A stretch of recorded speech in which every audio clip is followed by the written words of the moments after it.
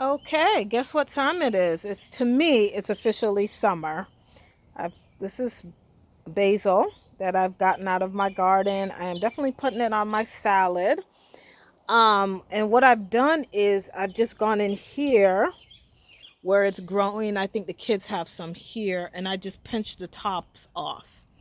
Okay, and I kind of stuck the basil kind of just about everywhere. Um, and so that will allow it to bush out. Here's another example. Just pinch the top off. Let's see. Green stock. Lots is happening in the garden with the green stock. I've got it all planted up. Let me back up here with various tomatoes, peppers. This is a dwarf kale. This is a green variety that's great for summer. I can't remember the name, but it apparently doesn't, go straight to seed or flower and then seed. It doesn't bolt with the heat. Dwarf tomatoes again, more peppers, it's the year of the peppers. And this is my chamomile, nasturtium, and I started some uh cucumbers. This is the carrots that I planted in here. I'm going to be taking this inside the house. I'm just laying it in here for now. Tomatoes that still need home. I think I have homes for them. I did offset quite a bit of my starts. Beautiful chamomile. I've had some amazing chamomile tea. Something seems to be wanting to bite on them. Haven't figured that out yet, but the more I pick, and I just come in here and I just pinch the tops off, and I just take the flowers in, and I make a great chamomile tea with it. I love the taste of it. It's very mild. It's not like that stuff you buy in the store that's been, shelved and processed. This is just straight from the garden. More peppers in here. This is some squash plants that I started. I don't know if it's a winter or summer squash. Again, did a bad job at labeling. More squash. Um, more squash. This is some watercress that's gone to flower. Watercress is not like all this heat, and so it's throwing flower in seed pods. Strawberries, we've been eating off the strawberries. The kids have just about picked it clean. This is one pepper plant. Look at all the buds on it.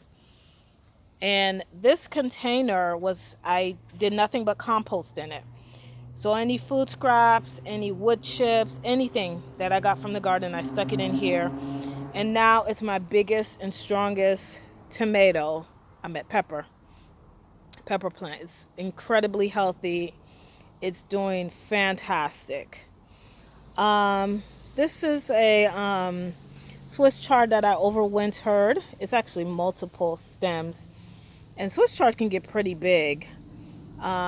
These are some berry bush plant that I started, and it's putting out quite a bit of leaves. I don't know if I'll get any, berries off of it this year. Coming around to this green stalks, more nasturtium, lots of peppers all the way up, all the way around. They're all laying flowers. I'm going to be getting peppers soon. More carrots down in here. I did pull up those peas. I do have a vining squash plant. And I come in here every day and just check the underleaves of these plants. We have horrible pests that come in the garden.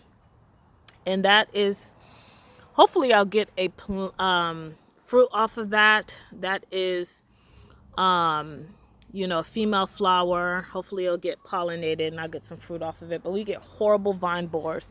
So I just check the underleaves of these plants throughout the season. And then these are the Aunt Molly ground cherry tomatoes. I started thinning them out, and I really should have thinned it down to just, really one plant. They get massive. This is persimmon. Again, this is free food. I didn't plant any of this. Nature did.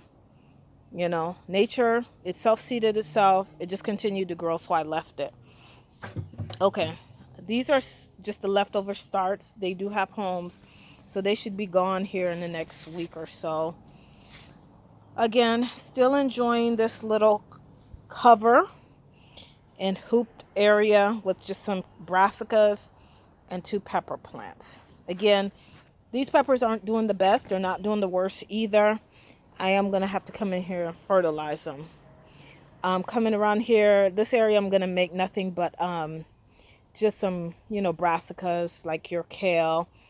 This is fever leaf. It's an African plant that a friend of mine gave me, and hyssop that's in here. And then more strawberries in here. And then again, I think I just have some collard greens, just greens that are in here that I have under the row cover. Greens, my pole beans, these are Mayflower pole beans, and they're gonna start going up this trellis. Tomato plants, they're already setting flowers. More tomato plants, sweet potatoes, my other green stock, lots and lots of peppers, Swiss chard. I don't even know what all is in here, just stuff. Okay. Peppers, they're my favorite things to grow. Peppers and basil. I really enjoy growing peppers. More tomatoes all through here, and they're massive. I showed you guys how I started them. These were free 99 containers I found on the side of the road. I put some food scraps. I put in my potting mix, some mushroom compost, some dry fertilizer, and they are loving it. They are massive. I have them vining up the this wood piece, whatever, and some of them I did have to tie up. Again, did a bad job at labeling. Don't know what all the varieties are. So as they start to really lay fruit, some of them have started laying fruit. As the fruit ripens, I will know. I just don't, they look like cherries. These are probably cherries, but again, don't know the variety. I'm going to do better next year.